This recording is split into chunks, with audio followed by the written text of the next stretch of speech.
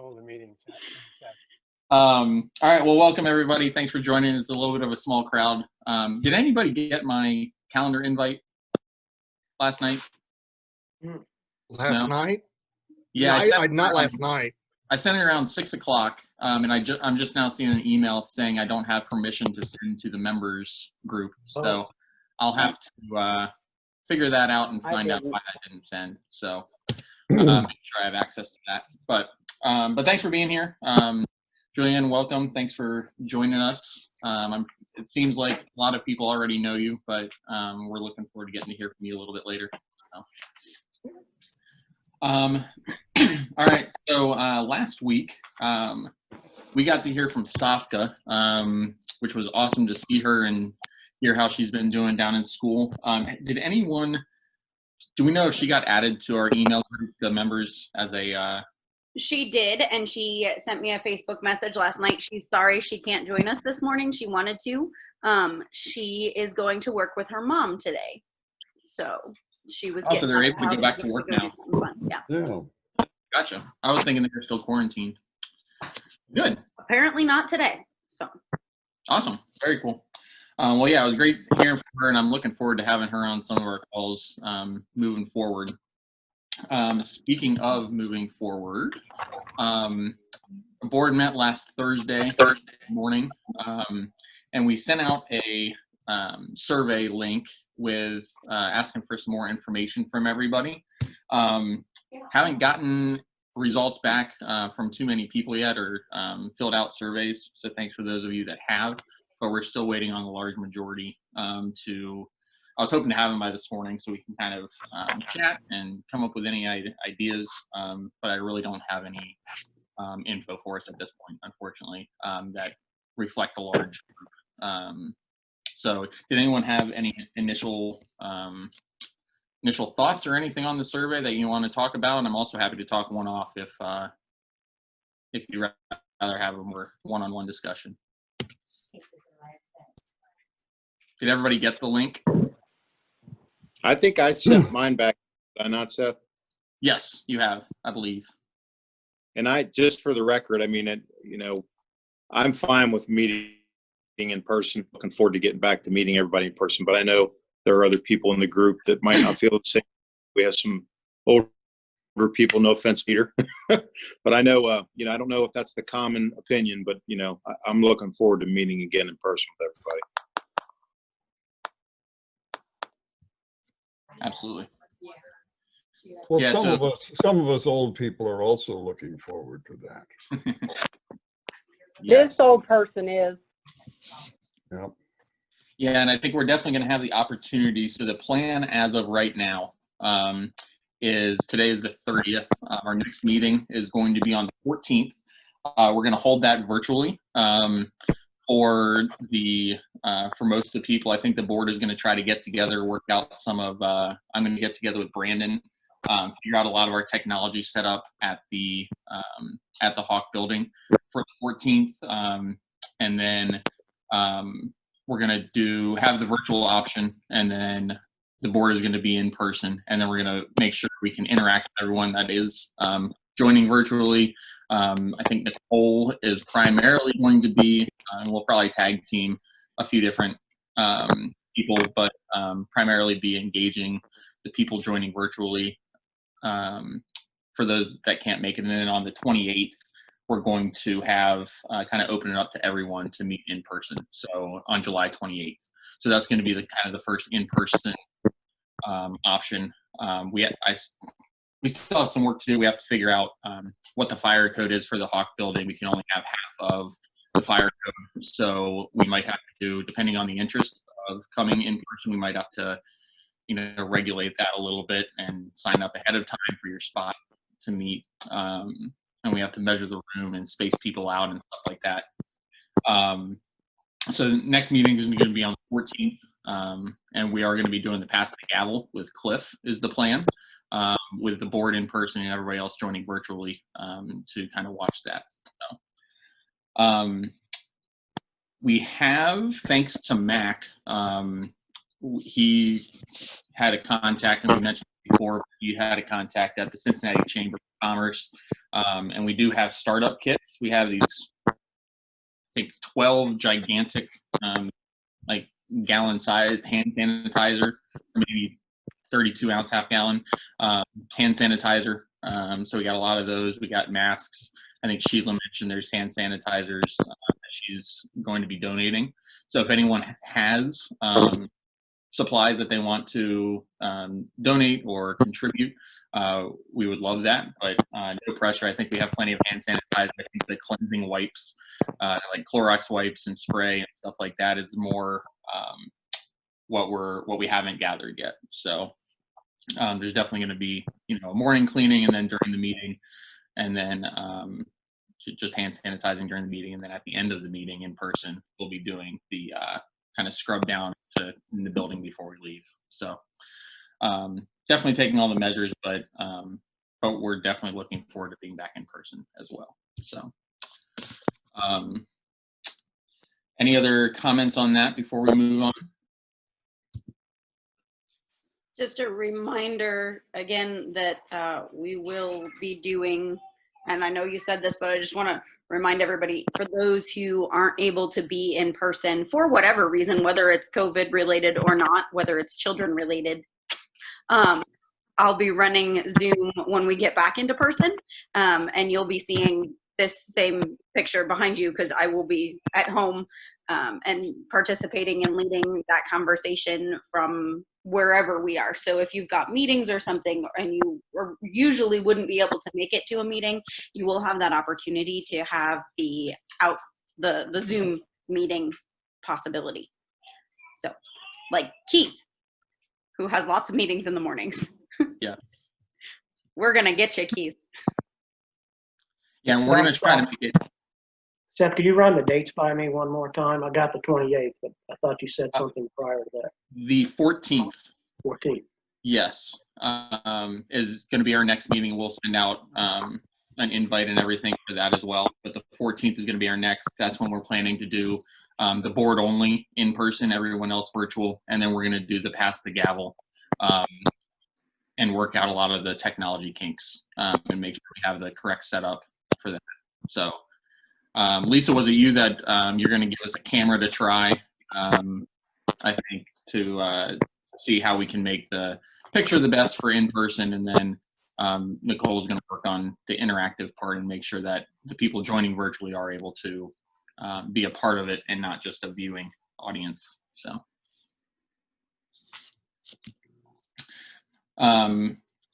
yeah, but starting the 14th, and then we're going to continue as every other week from there. So, all right, next thing I have on the agenda, Brandon had another meeting pop up, so he emailed me last night and said he wasn't able to make it. I was going to have him update us a little bit on the golf donations, the golf outing donations. I know we weren't able to have the outing this year, but he did send out a nice letter to all of our previous hole sponsors and foursomes and everything like that. And we have received a couple of those back. However, I think in the summary of today's meeting, we're going to be sending out the spreadsheet, Google Sheets, that with a list of everyone that received that letter. I think a lot of people either ignored it. We haven't gotten as many as we were expecting. So if you do have any specific contacts, we would love for you to reach out to those people individually. And just say, hey, we're still trying to help the community with the funds. We weren't able to have the outing, but if you had funds set aside, please consider donating. And I think the personal touch is going to be key on that. So the Google Sheet is going to be available. It's an editable, everyone can edit the same document, so you can sign yourself up. And then there's a comments column where you can list your results. So what came of the conversation, if they said no, if they are going to donate, if you need to follow up or whatever. So that would be hugely helpful if you have any personal contacts that you've gotten in the past from that list. So it's also going to, I tried getting hold of Len, but for the spaghetti dinner coming up, we kind of need to wait and see how things are as we get closer. but we are looking forward to having that in person. We hope we have a couple new ideas for fundraiser opportunities. There was an outside company that provides items, and there's no cost to us, so we're exploring that option to see what that might draw. But right now we're planning on having the spaghetti dinner in person this fall, but we'll see kind of what comes over the coming months. Right now we're just kind of focusing on getting back to in person. So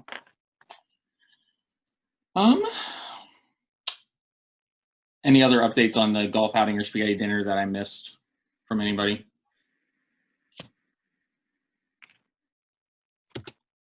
All right, good. All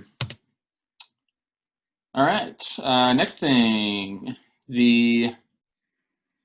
got an email from the district. One project that they're doing right now. Aaron, I'm glad you're on. I wanted to thank you for all your work on the grants over the last few months. The district is looking for a video, 1 minute per club, to kind of put together of how the grants that they've provided have helped the community. The ones that we've gotten funding for, Wrapping Claremont, the dictionaries and thesauri, and then the YMCA providing dinners for the Y on those Friday nights. So I think those are the three that we've gotten so far. Aaron, are those the only three? Yeah, that's correct. Okay, perfect. So all have been absolutely awesome. I think the highlight for me and it was just because it was new, was the YMCA meals, providing those for the staff at the Y on those Friday nights. I think we did three Friday nights providing those meals. So I think that would be the one that we would highlight. Is there, if you do have, I'm not going to call anyone out, but if you do have any interest in being the spokesperson for the Batavia Rotary 1 minute video, let me know. I don't know that I'm happy to do it, but I'm sure there are better fits and people more comfortable in front of a camera, more photogenic, all that type stuff. So if you have any interest in providing information, I'm going to try to convince Jennifer to do that, since that was kind of her project, but we'll see. So, but if you have any interest, let me know.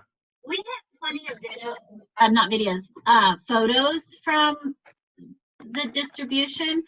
So it could potentially be where the photos are being shown and someone talking behind too, if someone's not comfortable I like in that. front of a camera. And we can do a mix of both. Mhm. I can help you with that, or are you putting it together? Amy Kirshner, since that's what it says on your screen. Yeah, my laptop had to restart, so I had to last minute steal my wife's. I didn't even realize it said that. Didn't either until just now, sorry. Yes, I'm gonna have to put it together or ask for help doing that, because I've never done it, but I'm sure I could figure it out. But yeah, I still have to figure out. We just got the email last night, so I think I don't know when the due date is. I think we still have some time. I hope we still have some time. We just got it yesterday, but there's no due date. Okay, good. Oh wait, July 12th. It's for the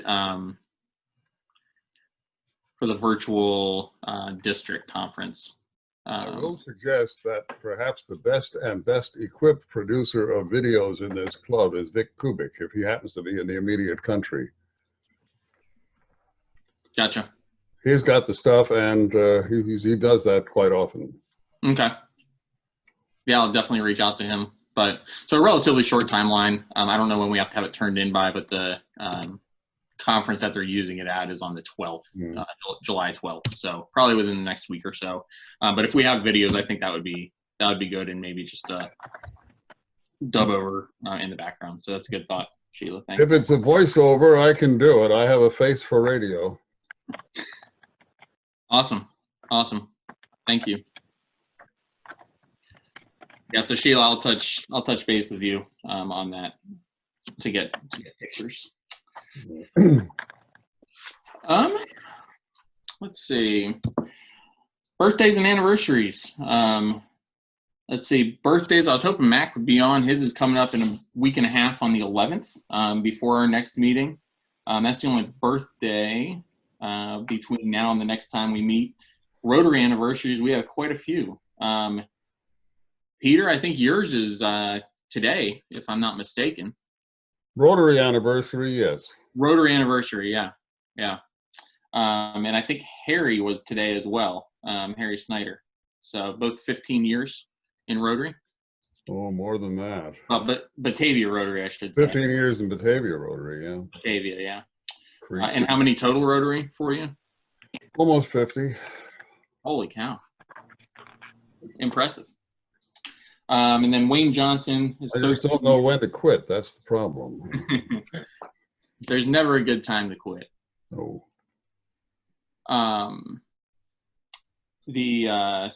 So Wayne Johnson's 13 years, Carol Amron is 14, and Michael Enriquez. This is your 17th anniversary with Batavia Rotary. Is that just Batavia Club or is that overall? That's just Batavia. How many overall? Overall, Rotary is 17 years, yes. Okay, awesome. Very good. Well, congratulations to all you guys. Thanks for everything you do for definitely our club and Rotary as a whole. So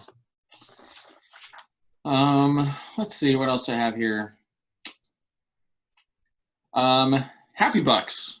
Again, as usual, we're not able to pass the basket for Happy Bucks, but if anyone does have donations or if you have money set aside that you want to send to Mary Jane, and ask her for her address again, but she just got a phone call, it looks like. But if you do have anything that you want to send in, send it to Mary Jane's work. We'll get that and put it in the email after the meeting as well. So, but does anyone have anything happy that they want to share? I know Michael had some good news about one of the Batavia students making nationals last week. Any other updates from people's lives or anything going on that you guys want to share?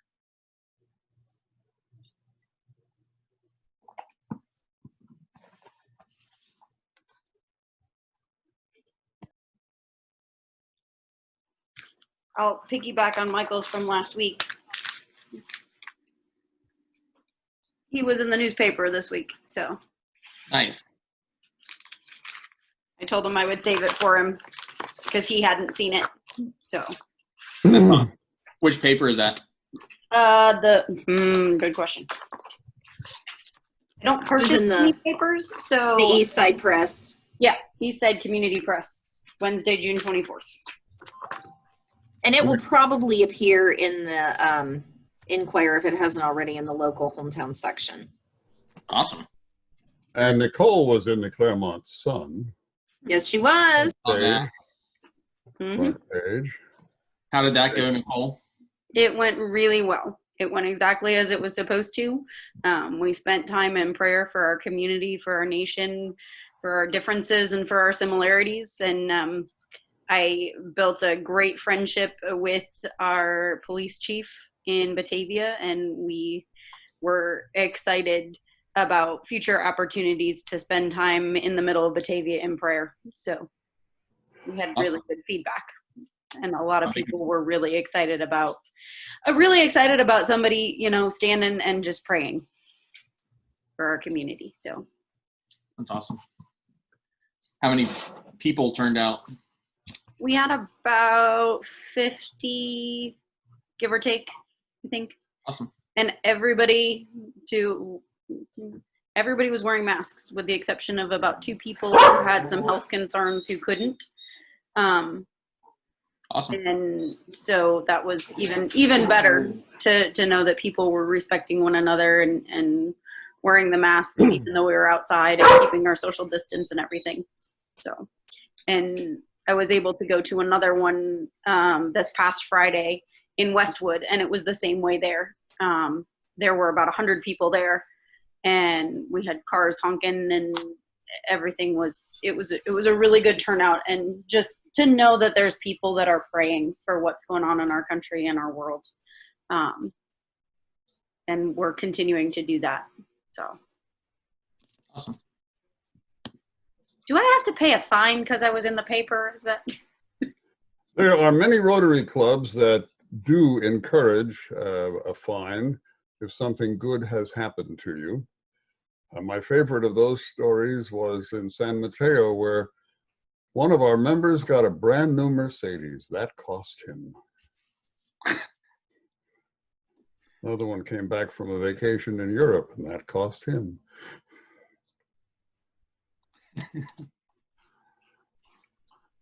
Actually, it is a very helpful thing because it does contribute to the club's operating budget and funds in a relatively painless way. Now, none of the larger donations were ever put together without prior knowledge of the person being nicked. You know, $5 or $10 is one thing, but there have been some that are more expensive, but only usually with prior knowledge of the person involved. All right, well, I'll keep that in mind going forward to see if we need to incur anything. Yeah, it will be in keeping with the Rotary. I'll send my happy bucks to Mary Jane. Seth, you'll be in keeping with the Rotary tradition if you do that. All right, all right. Morning, Jennifer, welcome. I have a hard time getting my iPad set up here, so. That's all right. Glad to have you. Well, you're just in time. I think we're getting ready to move into our presentation from Julianne Nesbitt. Let's see, Deputy Health Commissioner for the Claremont Health District. So Julianne, if you want to, I'm sure you have lots of relevant things to share with us today. So I'll let you take it from here.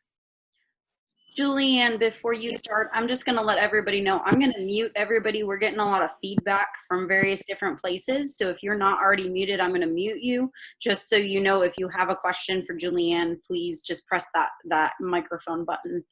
Or if you raise your hand, there's an option of doing that. I can unmute you and get that process going. All right, well, good morning, everyone. So yeah, I know several of you. For those of you that don't, I'm the health commissioner with Claremont County Public Health. So, you know, I was asked to just kind of come on and talk on it. And then I kind of felt bad because Sheila wanted to know if I had a PowerPoint like last night. And I'm like, you know, I didn't even think of it. Quite frankly, there's no time for PowerPoint. So I'm just going to talk today about kind of where we're at in the response. If you're willing to let me share my screen, I have some data that we can take a little look at, and it'll give you kind of continuing if you want to continue to monitor things as we move forward. And then I'm really just open to questions and answers that you may have. I've talked to lots of groups, and I found that, you know, normally you guys have questions that may be nagging at you, or you're just kind of wondering to know why on certain things or different things about testing. So I'm happy to answer whatever questions that I can with that. So, you know, for Claremont County, we actually have been, we started with a response in February with suspect cases on it.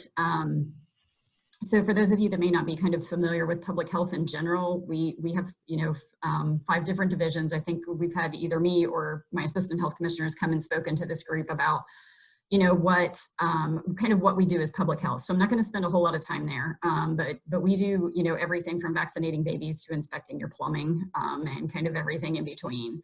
So we have a very diverse group of staff that work from us from very different professional backgrounds on it.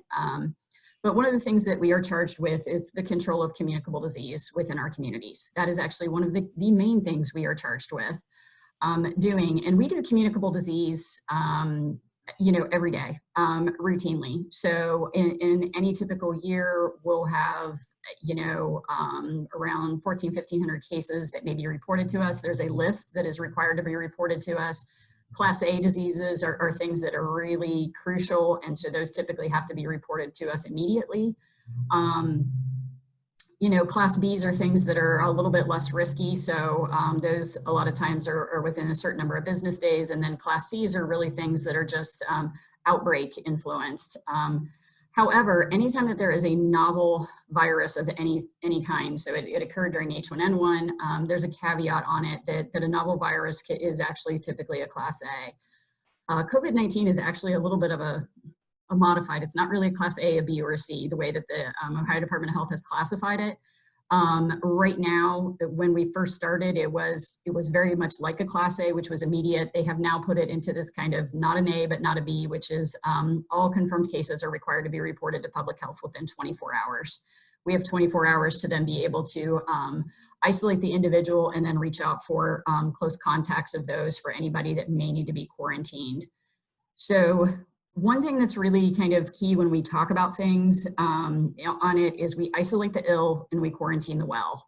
The reason we quarantine the well is because they've been exposed to the ill. We know from, what information we have on the virus, you can basically, the incubation period is 1 to 14 days.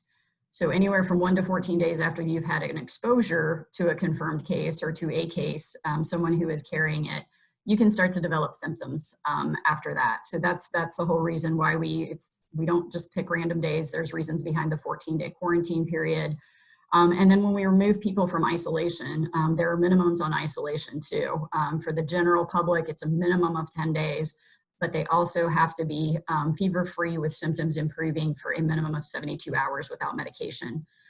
So there's lots of kind of wonkiness and dates in there and different things going on. The difficulty in homes sometimes is an individual's quarantine. So if one person tests positive, if they are not able to completely isolate from that person within their home, their quarantine, they have to remain, they start in quarantine, and then the actual end is 14 days after their last exposure to the infected individual. So if a person remains infectious for, a week or so, the person under quarantine still has 14 days after their last exposure to an infected person. So that can make a quarantine 21 days, a month. I mean, it can drag on. And it's just the unfortunate way that the disease works in doing that. So we have, on a regular, during regular times, we have a communicable disease nurse and epidemiologist who primarily take the brunt load of our communicable disease reports in the county. So we have had significant numbers and increases over the years, and we have not really had the capacity to increase our staff. So we kind of have remained at that. We have, over about the last month, so we surge in staff, our existing staff, to be able to help out. So we have about 10 staff, and some of those are additional nurses, even clerical staff who can learn the process and go through it, injury prevention coordinator. We pull people from everywhere to kind of pull together. So we have about 10 permanent staff that work on contact tracing, and then over the last, since the beginning of June, we've hired another 10 people, part-time, full-time, to be able to kind of backfill for our staff. It's actually, people think of it as a rather easy thing to do. It is not. There's you have to have a lot of technical skills as far as the databases that we use. You do have to have a lot of medical knowledge and background to be able to do the interviews, answer people's questions. Deal with some of that on it. And then you just really have to have some patience on it. So we have people who are super cooperative and exactly know where they've been and provide us all the information, and it's fairly easy, and they have been following, guidelines for social distancing. And so they may have just a handful of contacts, primarily the people within their own home. It's almost, you can't socially distance from people within your own home. So those are the easy cases. The difficult ones, and they are becoming more and more difficult day by day, are the people who have been everywhere doing everything. And it runs the full gamut. We've had birthday parties and Mother's Day get-togethers and graduation parties that we're now dealing with, where we've got significant numbers of exposures. On it, people are not always forthcoming with that information, so we don't get the contacts, which means those people are out in our community potentially infectious, and they're going to continue to spread the virus. So it's a lot of work to be able to do the contact tracing portion of it. So if you guys are willing to let me share my screen, I can show you just some of the things that that we kind of take a look at. And I've got a couple things here. Julian, you are now the host of the meeting, so you can share the screen and you can respond directly to anybody who has a question. Okay. You should see a hand raised for them. Okay. So I'm actually missing one of my screens here. So let me go back. All right, 2 seconds. I had them all pulled up in the background, and for whatever reason, I am not seeing one of my screens now. Oh, there it is. So we have information on our website. There's quite a bit of information on it. So honestly, when you land on our homepage, it's really what everything is about right now. So we have kind of the Restart Ohio frequently asked question documents, and then anywhere where someone wants to make a complaint. So if people want to file a complaint regarding, you know, a business, if they're not wearing masks properly, not socially distancing, not following, you know, orders or guidelines, they can file a complaint online, and we'll take that. We have another group of people who work on investigating those complaints. On it, I will be brutally honest with you, we've got about 6 people and about 10,000 businesses. So a lot of times they just start out with a phone call to the business, really reaching out to them, letting them know that we've got a complaint, asking them to explain their procedures and things to us. There are exemptions for certain things.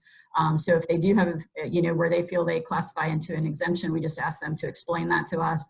And a lot of times that's the end of it. You know, if we continue to get repeated complaints, we will go out and do inspections on it, and then kind of move forward with there, trying to really work with the business. Our inspectors, and while they are inspectors that do compliance, they are used to doing, these are the same people that do restaurant inspections and swimming pools and other things. So they are really used to doing a lot of education, and that is our primary approach, is to really try to educate why we're doing some of the things that are being done, and to try to gain compliance that way. And then you will also see, and I'm going to kind of click on our main page on COVID-19, you will see our data that's posted up here. So, you know, we have our confirmed cases, probable cases in total. Probable cases are really defined as cases, and there are probable cases with any disease that are out there. So a lot of those cases, you may have a husband and a wife in a home on it, and say, you know, the husband goes and was being symptomatic and may have been tested on it and is the confirmed case. 2 days later, the wife may become symptomatic, and when she reaches out to the healthcare provider may say, you more than likely have it. There's really no point in testing, and particularly when we had testing shortages very early on, there were a lot that we weren't going to waste resources to test when we knew full well. It's kind of like, you know, if it looks like a duck and talks like a duck and walks like a duck, it's probably a duck. So those are what probable cases are, and they occur in any type of communicable disease we have. We typically have probable, suspect, and confirmed cases. We don't report on suspect cases because we're just typically waiting on confirmatory lab results on those. So a suspect case, maybe they had maybe a rapid antigen test, and we're waiting on their confirmatory test in order to do that. So we don't report out on those because we just wait until we get those lab results and determine if they are a case or are not a case. So same thing occurs with the deaths as far as confirmed deaths are probable on it.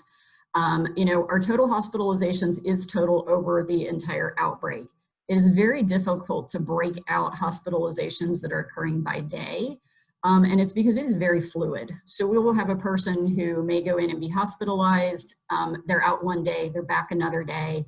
When they do become hospitalized, it's very difficult to speak to these individuals. Some of them are on ventilators, so it may take us a day or two to figure out that they're in the hospital. So we just now currently report out on total for the entire outbreak. The recovered number that we report out on are basically people who've been removed from isolation. So we're not going to say like they're recovered as in they may still have long-term effects from everything, but they're no longer infectious at that point. So the state really does not have a uniform definition of recovered. The state does not track recovered, but we wanted to do it early on because we realized very quickly the way the state was reporting the data that people really want to know, like, how many active cases do we have? It's not about our total cases, because if all of our total cases happened in March and it's done and over with, that doesn't really matter. We try to look at what our active cases are. And then we just give some basic breakdowns on those numbers. So we do report out on our active cases. Those are true active cases, meaning they're still in their infectious period. Now, some of these cases will linger because we typically there are 2 different ways to release a person from isolation. One is a symptom-based method and the other is a test-based method. We typically recommend the symptom-based method on it.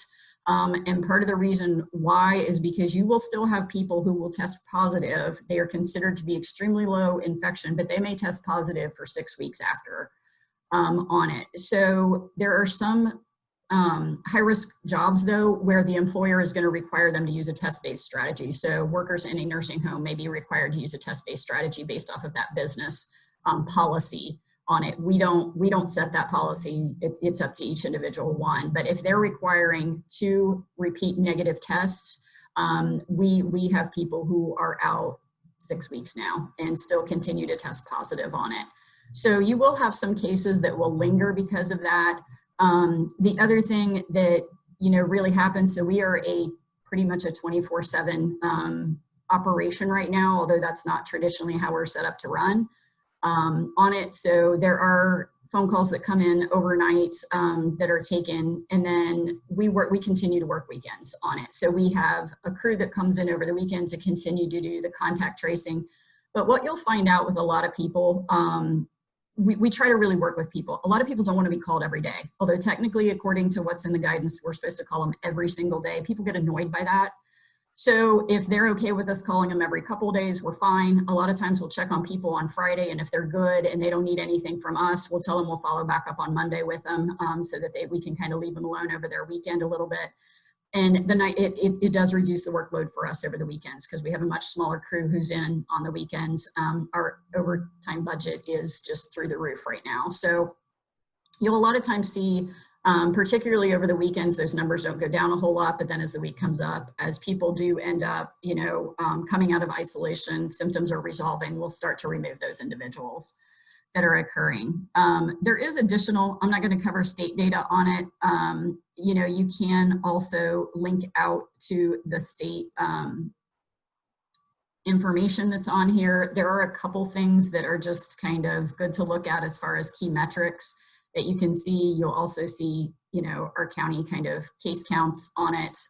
You do have to know when you kind of hover over there, those last few days are always preliminary data. So don't take it as though it's a complete decline. It's just they haven't kind of been vetted out yet with it. So it does show, kind of our total, and this is cumulative. I have made a request to the state to be able to toggle this to just like daily cases so people can kind of see that curve a little bit. I have it in a data dump that I'll show you in order to do it. They allow you to do it with their hospitalizations. So you can see here on the screen, the prior screen is our cumulative count of hospitalizations, which obviously, because they're cumulative, they're just going to continue to go up and up and up. But this is really our daily count that you can see. So it doesn't mean that's the number of people in the hospital. Those are the days that people entered, hospitalization on it. So particularly during April, May is when we were seeing a lot. And again, I'll show you the same with our case count numbers here on a different screen.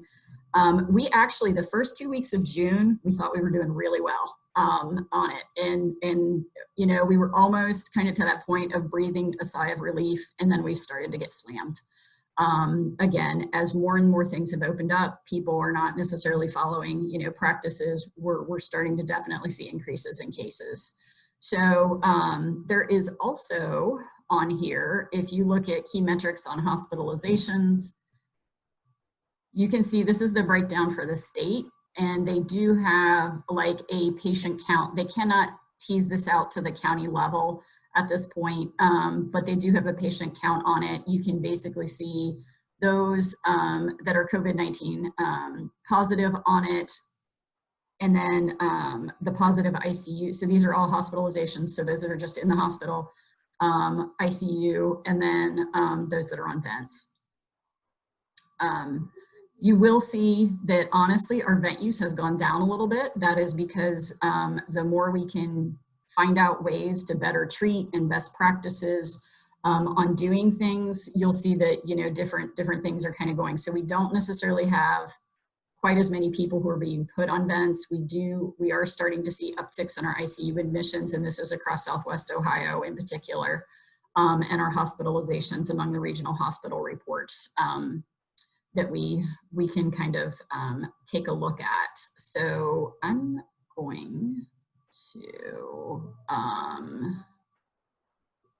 get rid of that. And then let me bring up one more document.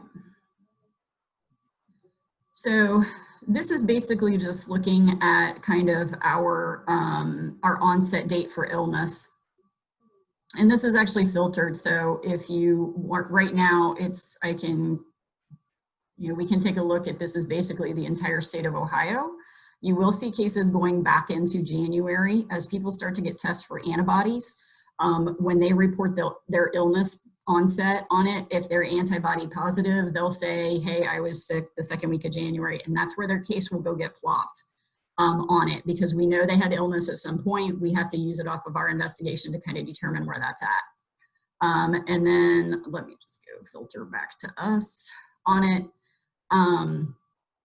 So you can kind of see, particularly kind of March, through April, when we look at our onset dates, again, as we kind of enter June, we were hitting a little bit lower here, and that's where we thought, okay. And then you can actually see we've started to kind of spike back up with our number of cases that are occurring with it. We are starting to see kind of a shift in the age demographic. So very early on with cases, these were in particular were high-risk individuals and elderly people who a lot of times we would see kind of a shift with the data. This kind of down here, we're starting to see the full gamut. In early to mid-June, we started to see the teens and 20s really pop up. And the concern with that is these are the people that are out, they're very mobile, they're very social on it. While they may do very well with the virus and have very mild symptoms, they're also the spreaders. And now what we're starting to see probably over our last week's data is we're running the full gamut. We have everything from infants, all the way up to adults that we're starting to see. So, you kind of saw we had our age demographic and it shifted down there for a little bit. Now it's actually starting to go back up because we're seeing kind of the full spectrum of what is going on with that. So I'm going to stop sharing there. We are eagerly awaiting for whatever the governor is going to release. We have been working with him on trying to get him to go to kind of a county level system based off of risk. We get a lot of feedback that they want kind of more local control and more of, looking at what's the risk in our county. So many health commissioners are very supportive of that and have been trying to push in that direction with it. It's gone back and forth. So at one point, the governor, I think, initially liked it and then didn't like it. And then I think he's going to move in that direction. So from his press conference yesterday, I think there are going to be some of the orders are going to be extended out as we continue to kind of work and build on this risk-based system. And basically, it'll put counties into a color based off of their current level of risk. There's about 7 data indicators that they'll be looking at to kind of be able to determine where we're at. Right now, the system, governor didn't like the colors either, so the colors have changed of the system. So right now, I think we are yellow, orange, red, and purple, with purple being the highest. I don't think we'll be in purple on it, but I am anticipating, I don't know that anybody will be in purple, because I think what we realize is it's going to potentially get worse, or it can get worse, depending on what we're doing. So I don't know that anybody's there. There will be many in red. I'm hopeful that we're at least kind of in an orange, but we will see. And the idea is that the sector-specific guidance will then align with that based off of kind of where your risk is at within your community. We are being told there will still be orders. There will still be an order for mass gatherings. What in the world that will be, I have no idea. I was on a conference call Sunday night, late at night, that went to, well, late for me. It was past my bedtime. The call went till 10:30. So, trying to come to consensus and honestly, it's just a really difficult thing. In some areas, precedent has been set and it may not have been the right precedent. So I think that there's some issues with that and how we move forward. Nobody necessarily wants to backtrack in any way, but I think we really have to be cognizant of the situation that's going on currently. So I'm going to leave it there. And then, like I said, I'm happy to answer any questions you may have. I have one for you. So I was just curious, how accurate are the tests? Like how often do you get a false positive or a false negative?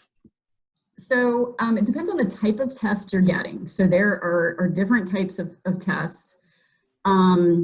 So the what we consider the confirmatory test, the PCR test, where you're basically getting a swab. There's 2 different ways to do it. One, they're practically tickling your brain. They go back so far to collect it.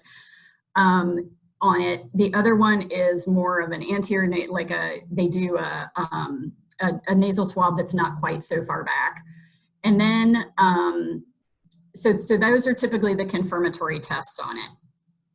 And they'll tell you whether or not you have active infection. And the majority of those tests are really very, very accurate. Not to say any test can throw a false positive, a false negative, for whatever circumstances there may be, if there's contamination of a sample or something. But those tests are really pretty accurate. Antigen tests, which are like those rapid tests, and there aren't a whole lot of places out there that have it. I think you're going to see more and more because the machines are just coming online. It's expensive equipment, but it allows a rapid test. So think about a rapid flu or a rapid strep test, moving forward on it. And so those are kind of preliminary tests. And you really, if that test's positive, then you need to go ahead and have a confirmatory test. If it's negative, they will kind of look and see, one, are you symptomatic? They may still go ahead and do a confirmatory test. If you're not, if you're just one of those people who just, you want to be tested and the rapid's negative, typically they just end there with the rapid. They're a little bit less accurate from what I've seen, but that's typical of any type of rapid test. When you're trying to get a test result back in 15 minutes, you're compromising on something somewhere. So that's no different than, like I said, a rapid flu, a rapid strep test that your doctor may run in the office. Antibody testing is typically a blood draw, so on it. And there are some that are using like a finger prick stick, but you really need a venipuncture to be able to do the antibody testing. Those are going to be more accurate in order to do it. And so an antibody test is really going to tell you past infection. It means you have the antibodies in your system. It is not necessarily going to guarantee immunity. We still are waiting on additional research on that. We do believe that there is some immunity. We're just not sure how much and for how long it's going to last with that. So it's not necessarily like your get out of jail free card if you're antibody tested. We still want people following, proper social distancing and infection control practices with it. But that's kind of the difference on it in the different types of testing.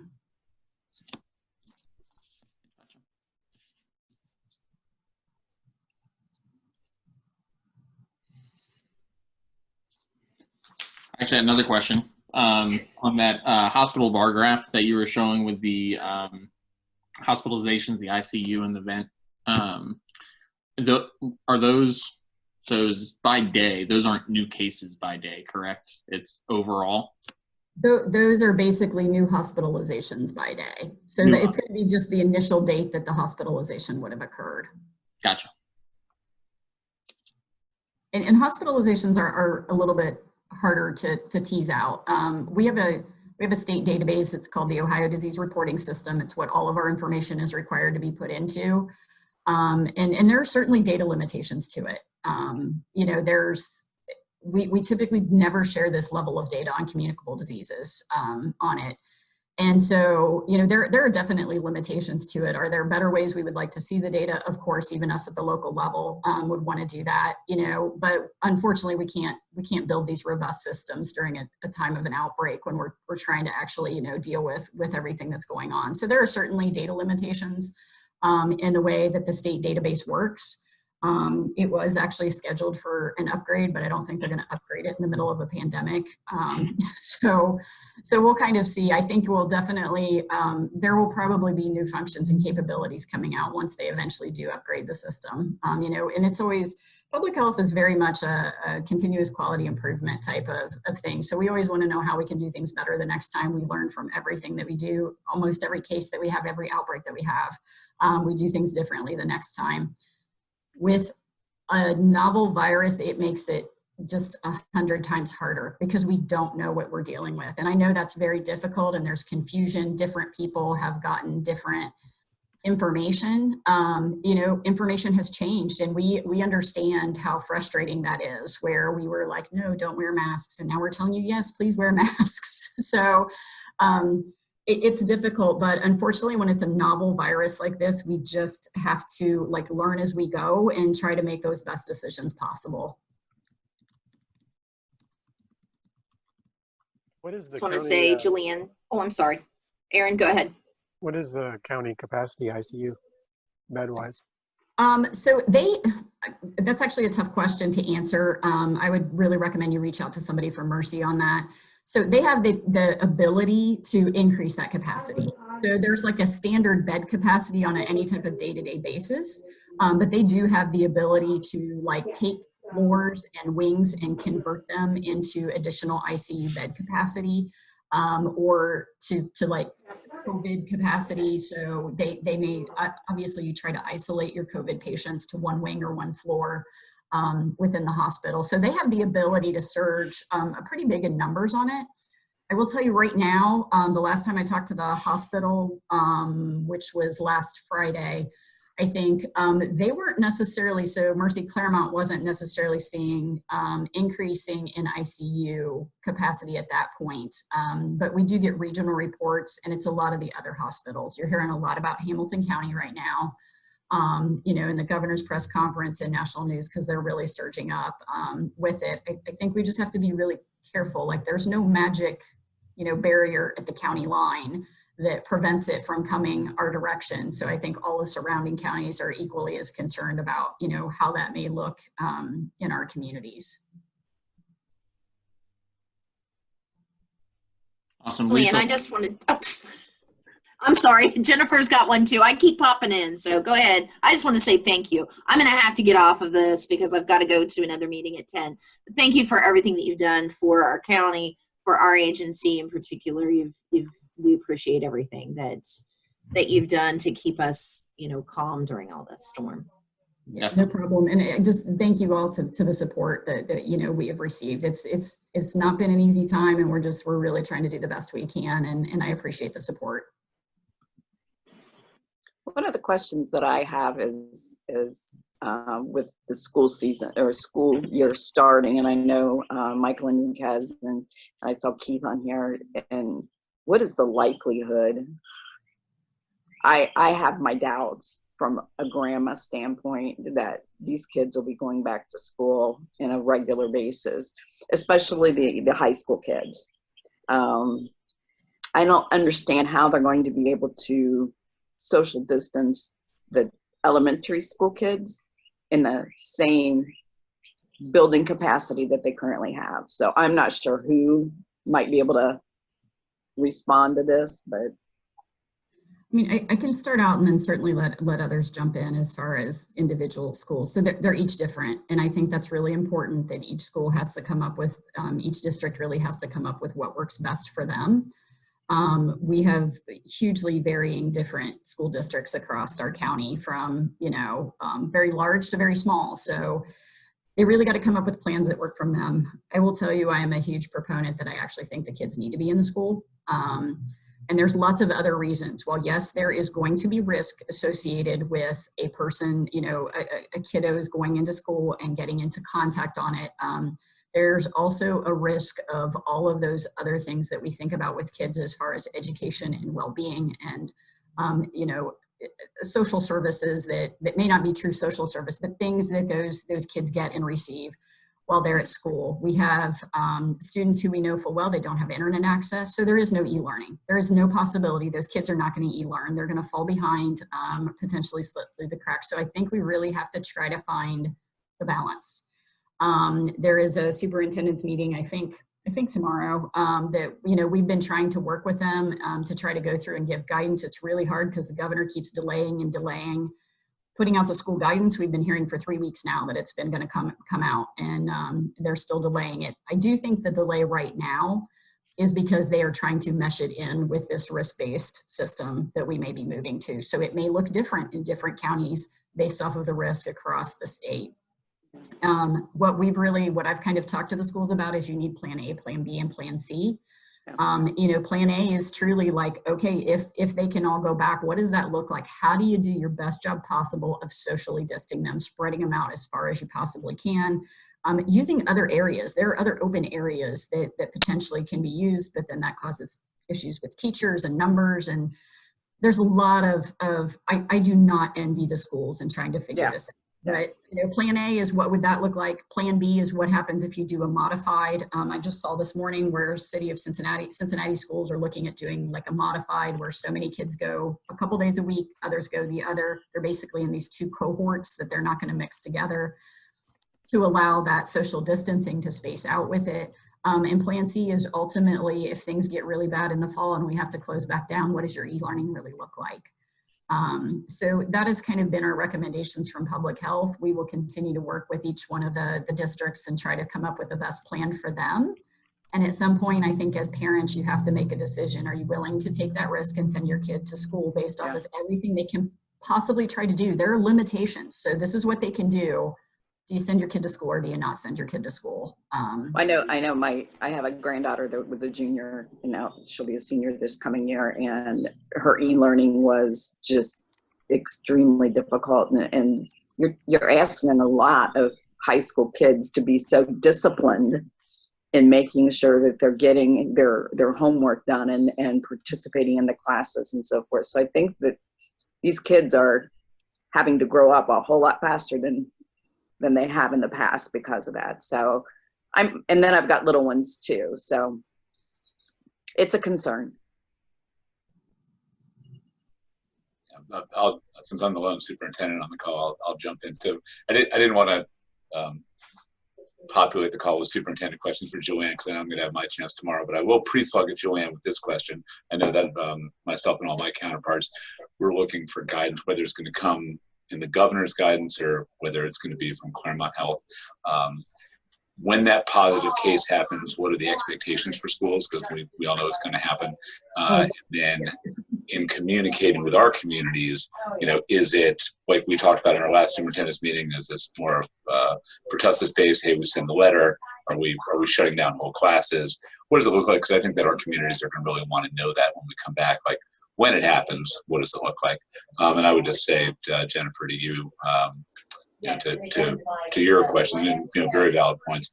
I think that is what schools are struggling with. How do you do it? How do you maximize the distance? How do you balance all of the competing guidance that's out there? I think Joanne made a very valid point. There's a lot of competing guidance out there, and that come with a lot of, I guess, background interest, if you will. I was just reading the AAP, the American Academy of Pediatrics guidance while I was on the call this morning, and they feel really strongly, but there's caveats in their guidance too. And so there's a lot of things that you're trying to balance simultaneously, and it's difficult. And everyone is just trying to do the very best job possible to make it as safe as possible. I guess all the while understanding, again, to Joanne's point, that there's no risk-free activity in this pandemic. That there's a degree of risk no matter what it is that you do. So I just want to kind of jump on with that. I have another call I need to jump off at this point, but Joanne, I'll see you tomorrow at the superintendent's meeting. Thank you so much for your presentation today. No problem. Thank you. Okay, thanks, guys. Our numbers are dwindling, but I know a lot of folks have a lot of questions, Julianne. Is there anybody who has any questions? Seth kind of tagged me to end our meeting up because he had to leave. He was called for jury duty. So he has to leave and go and do that. Anybody have any more questions for Julianne? I just one, and you may not be the one, but to answer it, but I know that there's a lot, like you talked about the spaces and stuff, there's a lot of buildings out there, especially now, that they're not being used Monday through Friday, and some of them being churches. And it's like, and there's classrooms in churches. So has there been any thought process of, or is that a big no-no because it's a cross between the government and religion? I am actually aware of one district that is actually looking at churches that are already on their bus routes. Okay. So that literally you could move a grade out or a couple grades out into offsite, So here's the thing, the education piece is actually the easiest. It's how do you get them there? Yeah. How do you feed them? And how do you get them back home? Those are the three biggest issues with it. And I think there's really going to be some decisions that have to meet. It's not feasible for our schools. And I do not think that we should ever expect them that they're going to put 12 kids on a bus to meet social distancing requirements and run 50 routes a day. That is not feasible on it. Right. they're gonna bus the kids. We are, we're gonna make recommendations. If at any point you have to put somebody less than 6 feet apart, then we're gonna go to recommending mask recommendations on that.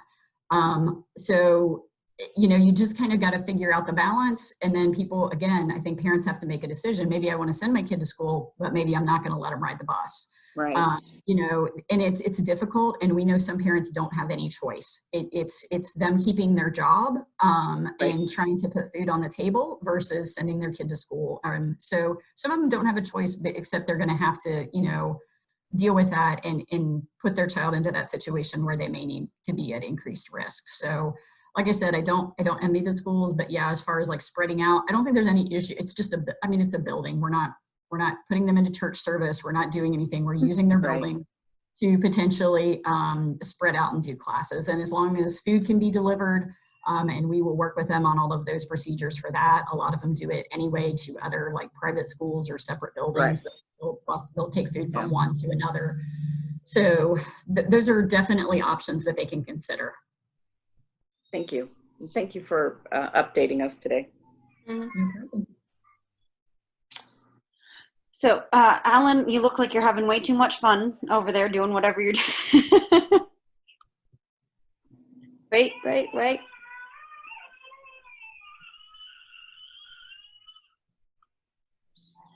Yep, it's not letting me unmute you. There You got me now? Yep. Yeah. Here, everybody can meet Warren here. Got the little 1-year-old running around with me here. So sorry I was kind of late. I was just Julianne, I really appreciate, I know, everybody's really enjoyed the conversation. I hope this isn't repetitive. One of the questions I was going to ask about was about health clubs. Did you address that, or did you already talk about that? I could catch that in the notes. Just as far as, like the difference between going to a yoga class where people aren't breathing real hard, or going to a spinning class where you're 6 feet apart, but this is me personally, but everybody is breathing hard. They're not coughing and hacking. One of the articles I've read is just that the real danger is when you're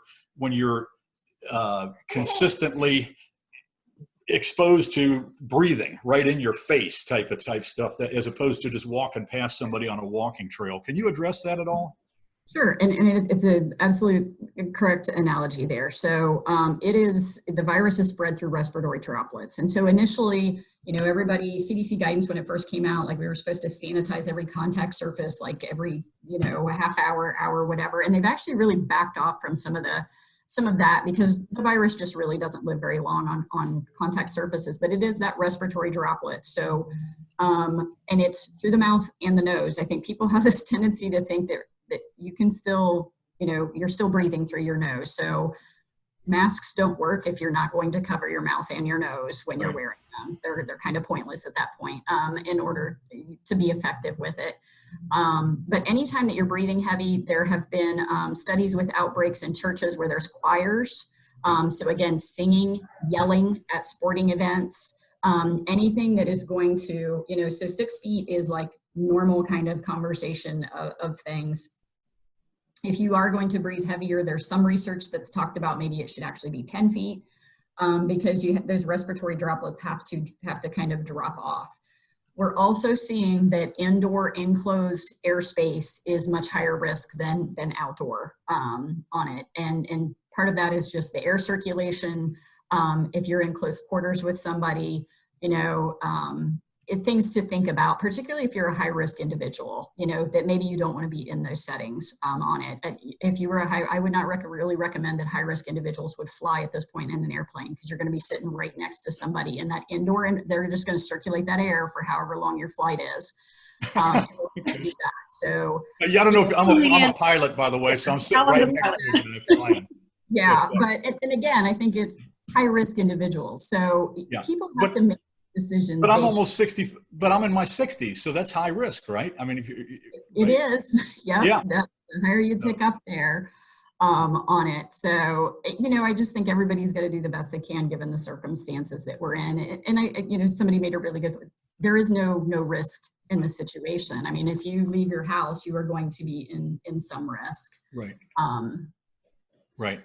Okay. Moving forward. But yeah, I think it's a good point. If you're in areas where you're breathing heavy, we do have concerns over really, we're kind of discouraging churches from doing choir right now, and in tight quarters, you really got to spread those people out to prevent those respiratory droplets from spreading. Yeah, because for example, I'm singing at a church right now where there are 2 or 3 people.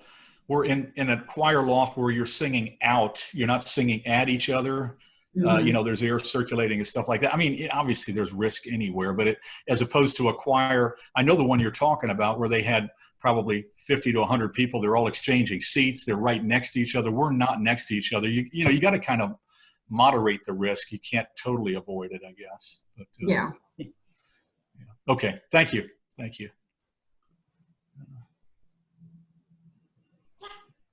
All right. Are there any last questions for Julianne? And know that we will have this available, as we did record. We will have this available afterwards. I'm going to shoot it to Lisa to have her do the editing of the very beginning of the conversation where Peter and I were talking about I don't even remember what we were talking about with Mary Jane. But we'll just start with the very beginning of the meeting, and then it will be available. And I don't know where it's going to be available. It will be available. Sounds like a wonderful idea, Nicole, to edit that. Yeah. Thank you, Julia. Thank you. Julianne, thank you so much for being with us today and sharing with us. And your words will stick with us, as well as with the rest of our club who's not able to be here this morning for whatever reason. Don't forget that we will be back for Pass the Gavel on the 14th. Yep, I'm looking at that again, double checking the date, the 14th, and we will have some more information for everybody going forward about times and dates and locations and how you get on and how you don't get on and all of those types of things. So we will see everybody in a couple weeks. And again, like I said, Julianne, thank you so much for all that you do each and every day, but also for coming and sharing some time with us today. Well, thank you, and I appreciate you guys having me. So I will see you later. Bye, guys. Bye.